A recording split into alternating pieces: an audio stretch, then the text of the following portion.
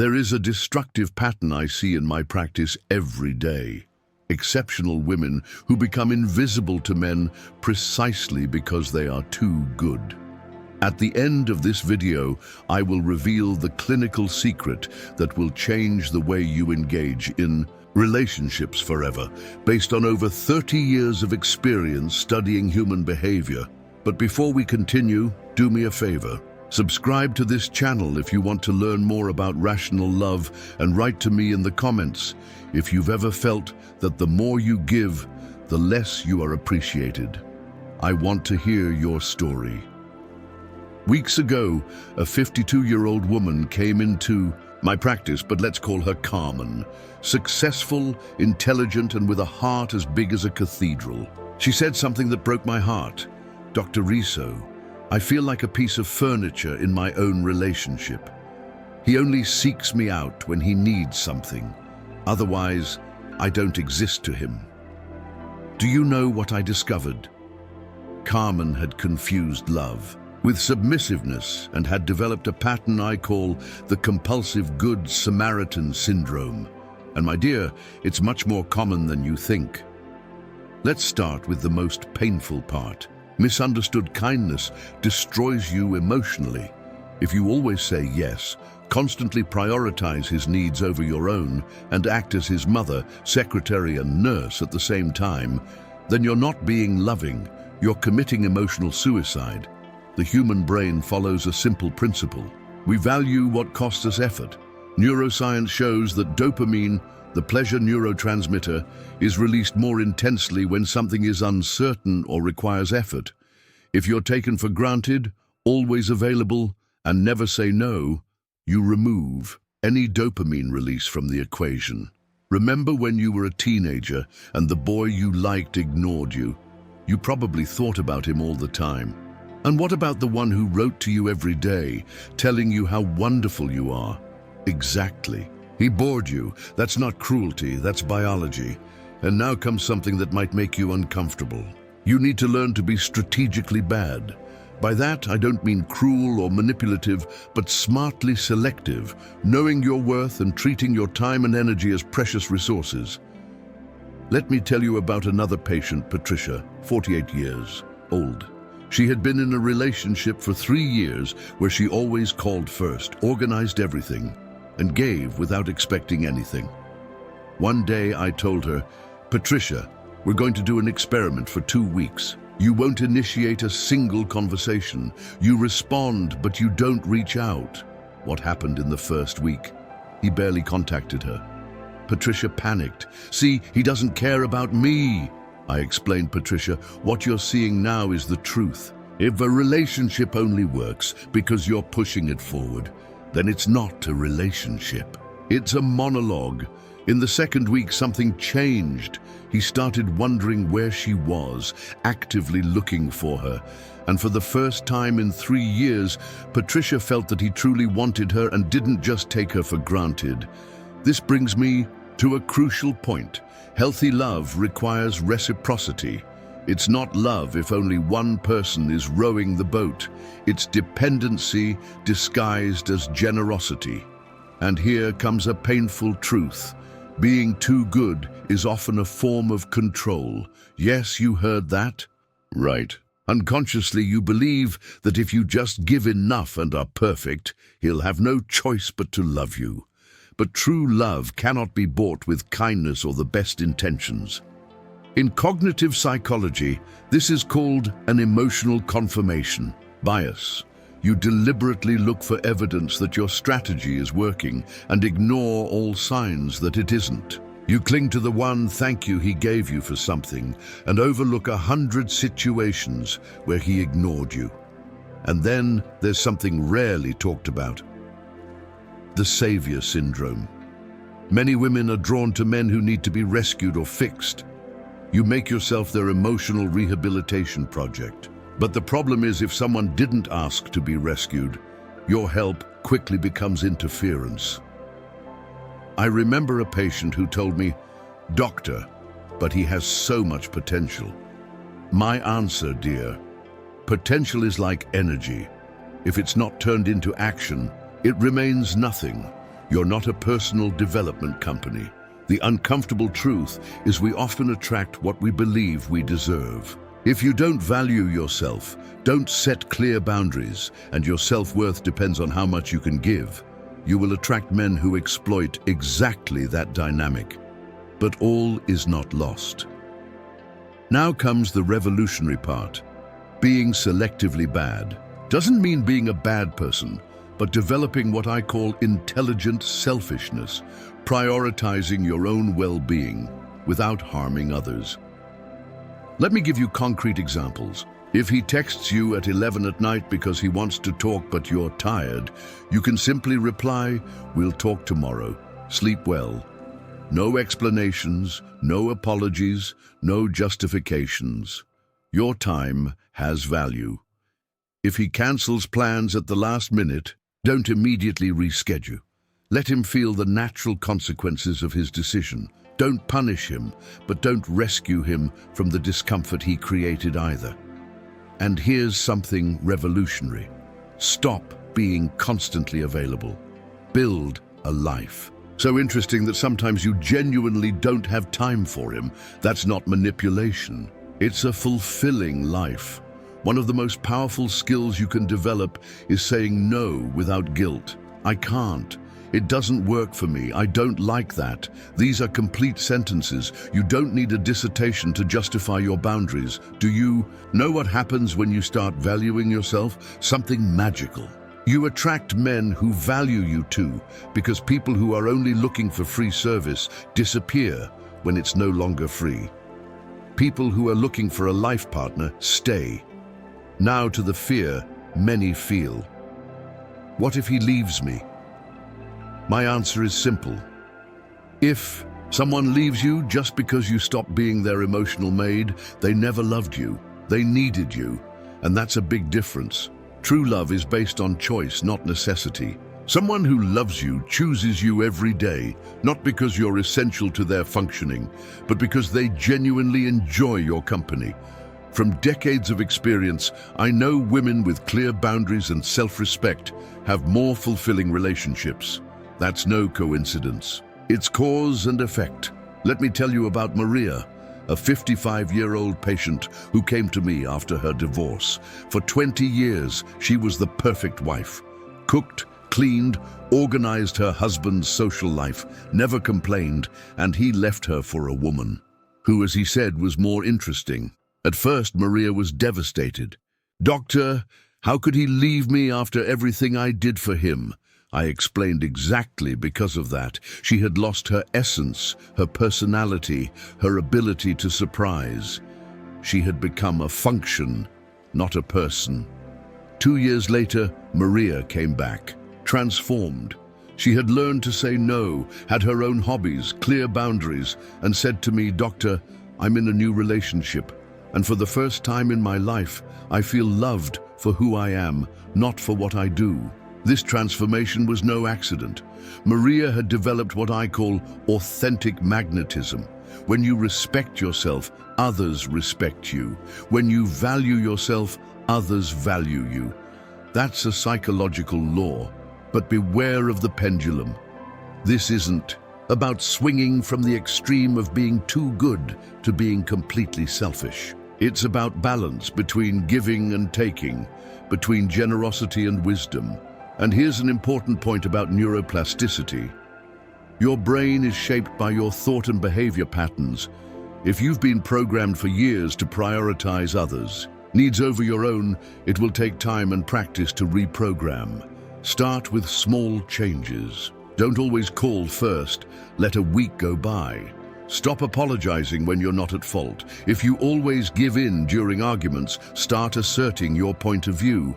Observe how he responds to these changes. A man who truly loves you will respect your boundaries even if the change unsettles him at first.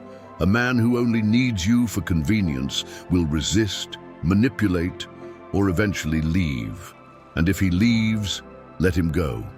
As I always say, if someone adds no value to your life, add them to the recycling. Life is too short to waste it on people who don't recognize what they have in you. Let's address something that's rarely discussed: the difference between love and emotional dependency.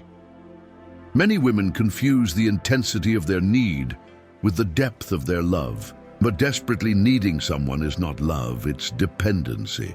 Healthy love allows you to be yourself, to have your own opinions, to make separate plans, to take time for yourself. Emotional dependency makes you lose your identity for the sake of another person. And I remember a patient who said to me, "Doctor, I can't live without him." And I answered, "My dear, if you can't live without him, then you're not living with him either. You're merely surviving."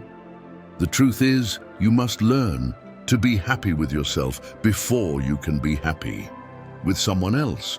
It's not about needing no one, but about not needing one specific person to feel complete.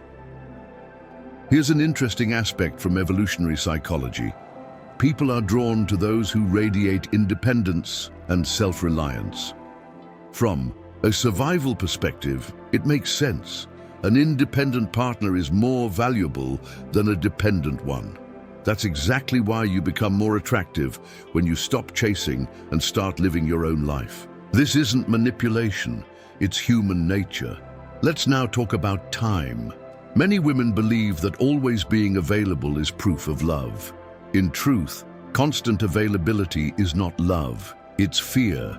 Fear of needing to control the relationship through constant presence. A man who loves you will value your time and not take it for granted. He will make plans with you, include you in his life, not keep you in a separate compartment. And now something many don't want to hear. If he doesn't introduce you to his friends, doesn't include you in his social plans, keeps your relationship a secret, then you're not his partner, you're his option. I think of Lucia, 49 years old, who was in a relationship for 2 years where he never included her in anything. He always had excuses. My friends wouldn't understand. My family is complicated, so it's not the right time. One day she asked me, "Doctor, when is the right time?" My answer, "My dear, if someone loves you, any time is the right time. If someone is proud of you, they don't need excuses to show you to the world." That conversation changed Lucia's life. She realized she was accepting emotional breadcrumbs and telling herself it was love, when in truth, it was convenience. Here's an important point. You must distinguish between men who seek you because they need you and men who seek you because they desire you. Need is purpose-driven. Desire is emotional. A man who needs you seeks you when he has problems, wants something, or is bored. A man who desires you seeks you because he truly enjoys your company, misses you, and wants to share moments with you. The distinction is simple. Observe when he seeks you. If he only contacts you in times of crisis, you're his plan B. If he reaches out when things are going well, when he's happy, when life is smooth, then you matter to him. And now to a misconception.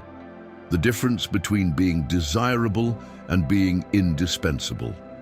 Many women believe that being indispensable secures a man's love for aim. In reality, it's the opposite. Indispensability creates dependency, not love. Being desirable creates attraction and conscious choice. Dependency is fragile. It breaks when a better alternative appears. Desire is powerful. It renews itself day by day. How do you become desirable instead of indispensable? By developing your own life, your own interests, your own identity, by being a complete person who chooses to share their wholeness with someone. I remember a patient who told me, "Doctor, he needs me so much." My answer, "My dear, the fact that he needs you isn't proof that he loves you. Parasites need their hosts too." Harsh, but true. Many modern relationships are based on mutual dependency, not mutual love. Dependency creates resentment, not fulfillment. The most important point in this entire message is therefore you must learn to love yourself before you can love someone else in a healthy way. This isn't narcissism, it's self-respect. When you love yourself, you automatically set boundaries. When you respect yourself, you demand respect. When you value yourself, You don't accept just anything to avoid being alone. And here lies the most beautiful paradox of love. When you stop desperately needing someone to be happy, you become far more attractive to those who are truly worth it. Let me give you a practical exercise for the next 7 days. Every time you feel the impulse to do something for him without being asked, ask yourself, am I doing this because I truly want to, or out of fear that he'll pull away if I don't? If the answer is the latter, don't do it. Learn to distinguish between genuine generosity and manipulation disguised as love. Another, exercise when he texts or calls you. Don't respond immediately. Wait a bit, even if it's just half an hour, not as a game, but to show yourself that your time is valuable and you're not available 24/7. And now, something that will change your perspective. Stop viewing conflict as something negative. Healthy relationships involve disagreements, discussions, differing views.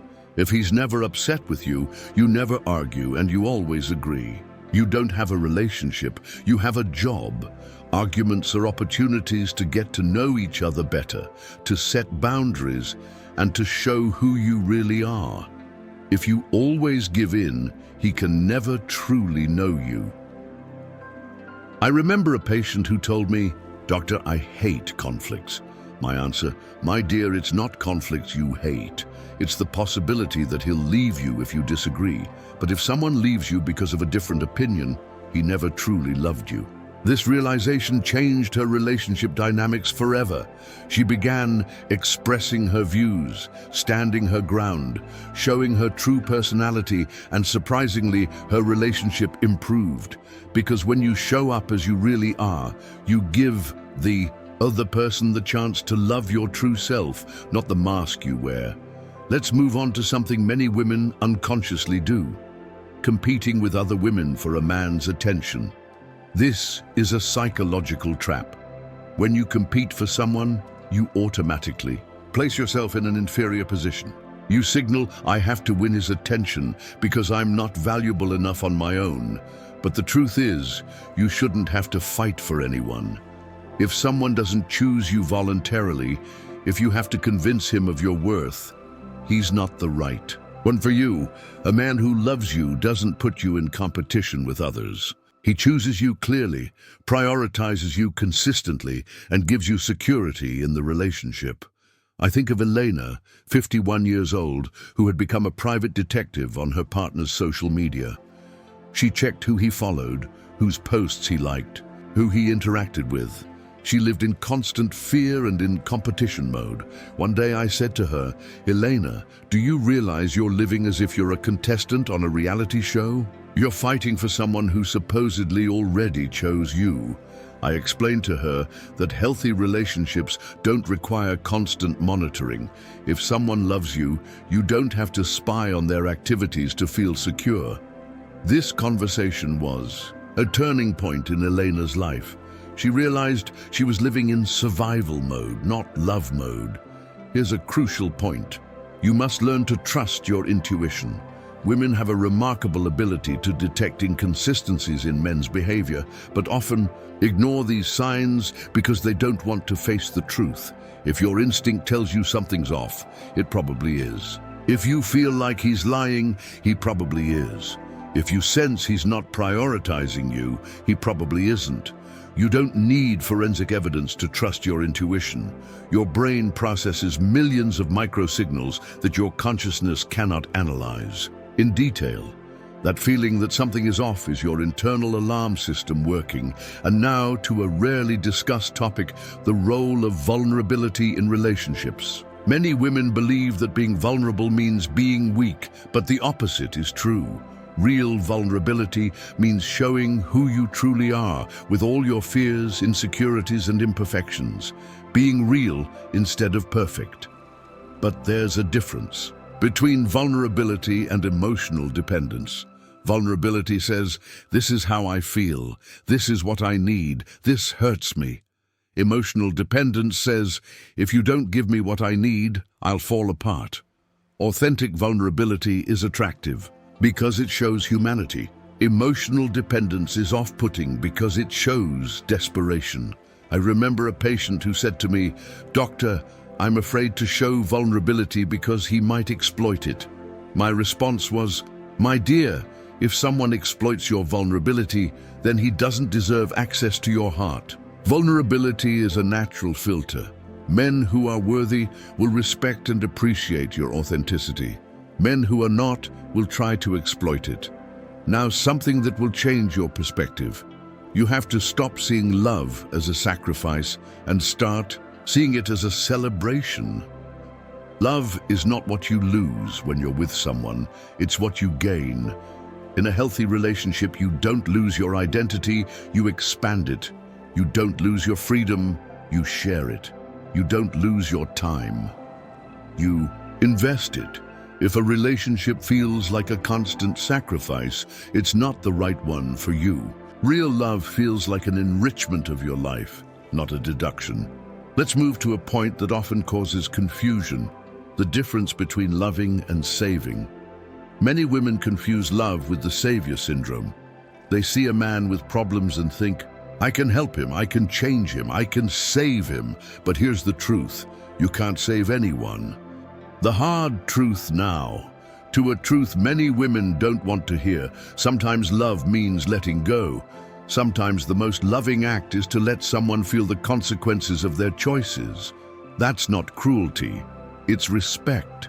Respect for their ability to take responsibility for their life, even if that means experiencing pain through their own mistakes. I remember a patient who asked me, "Doctor, how can I let him suffer if I love him?" My response, precisely because you love him, you must let him grow, and growth sometimes requires pain. That's one of the hardest lessons of mature love. Sometimes loving means not interfering. Hidden manipulation. Now comes something uncomfortable, but you need to hear it. Often women who are too good are actually unconsciously manipulative. Yes, exactly. If you compulsively give, do everything for someone without them asking, constantly sacrifice yourself, then you're often doing it to create guilt and obligation in them. Unconsciously you think, if I do all this for him, he'll feel obligated to love me. But obligation isn't love, it's emotional debt. True love is not based on guilt, but on free and spontaneous choice. If someone loves you, it's not because they owe you. It's because they genuinely want to be with you. Selective generosity. Here's something I've observed over decades of work. Women who have the most fulfilling relationships have learned to be selective with their generosity. They don't give everything to everyone.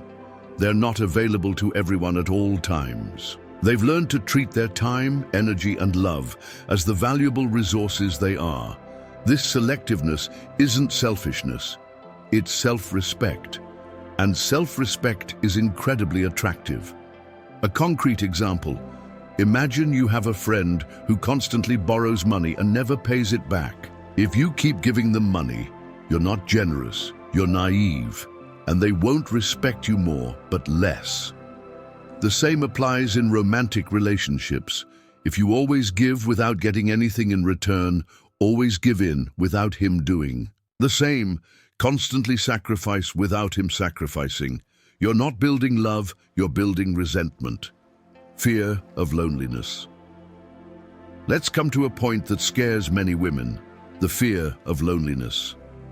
Many accept mediocre relationships because they're terrified of being alone. But here's the truth, being alone isn't the worst thing that can happen. The worst is losing your essence just to keep someone who doesn't value you. Loneliness is temporary, but losing your identity can be permanent. Loneliness gives you space to grow, reflect, and get to know yourself better. A bad relationship takes all that away from you.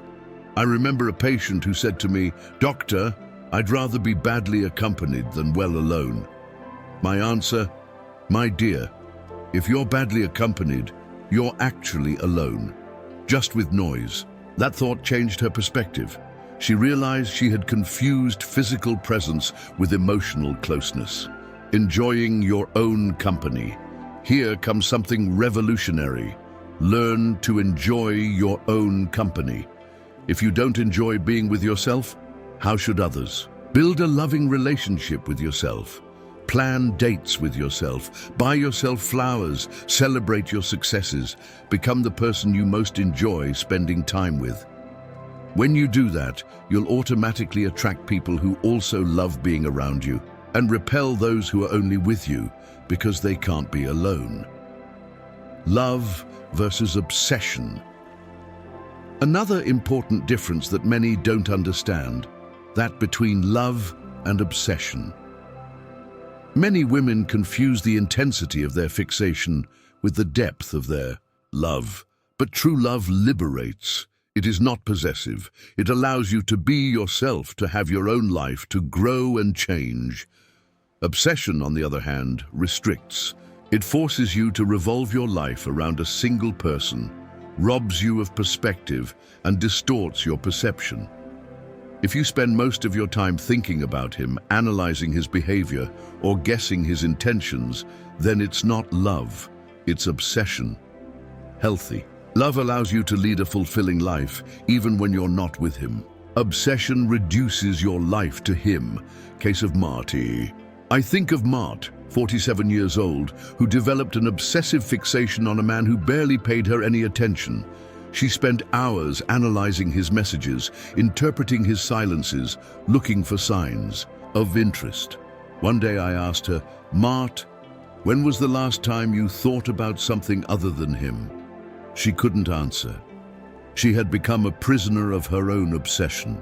I explained to her, true love doesn't consume your life. It enriches it. It doesn't drain your energy, it gives it to you. It doesn't limit you, it expands you. That conversation marked the beginning of Mart's healing. She began to invest time in herself, develop her own interests, go out with girlfriends. And something amazing happened. When she stopped chasing him, he began to show more interest. But by then, she no longer needed him in the same way. She had rediscovered her own life, her own worth, and her own ability to be happy independently. The courage to love here comes something that may sound contradictory, but is deeply true. In order to love someone in a healthy way, you must be willing to lose them. If your happiness completely depends on another person, you cannot love them freely because the fear of loss paralyzes you. True love requires courage. The courage to be vulnerable, the courage to show who you really are, the courage to set boundaries, and above all, the courage to walk away if the relationship is not healthy. Actions speak louder. Another common mistake, interpreting a man's actions instead of taking them at face value. Or worse, inventing meanings that aren't there. He writes you hi, and you interpret, he misses me. He doesn't invite you over the weekend, and you think he must have a lot of work. He cancels a meeting and you justify it with, it must have been something important.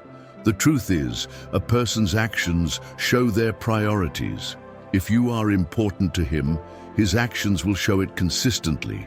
If you are not important to him, his actions will also show it, no matter what excuses you find. A simple but powerful rule. Judge a man's actions by their actual value, not by what you wish they meant. If he behaves as if you're not important, then you probably aren't to him. If he treats you like an option, you're probably just an option. Privacy versus secrecy. I remember a patient whose boyfriend never invited her to important social events. She said to me, "Doctor, he's just a very private person." My answer, "My dear, when someone loves you, they want to show you, not hide you. The difference between privacy and secrecy is crucial. Privacy means you don't share every detail of your relationship with the world. Secrecy means he acts as if you don't exist when he's with others." The final lesson. So my dear, remember, your worth doesn't depend on how much you can do for someone, but on who you are and how you treat yourself. Love that's worth it doesn't ask you to shrink yourself, lose yourself, or stop being who you are. It gives you room to grow, to evolve, and to be loved unconditionally. When you set clear boundaries, recognize your own worth, and stop settling for emotional crumbs, you open the door to relationships that truly nourish and enrich you. That's not just a shift in how others see you. It's a profound shift in how you see yourself. And in the end, the most important lesson from all of this: love begins with yourself. When you build a strong foundation of self-respect, self-confidence, and emotional independence, you will attract people who recognize and appreciate that. You will stop chasing those who don't know your worth and stop competing for the attention of those who should never be a priority for you. Your happiness, your peace, and your fulfillment should always come first, because only when you are whole within yourself can you love freely without fear and without conditions. That is true strength.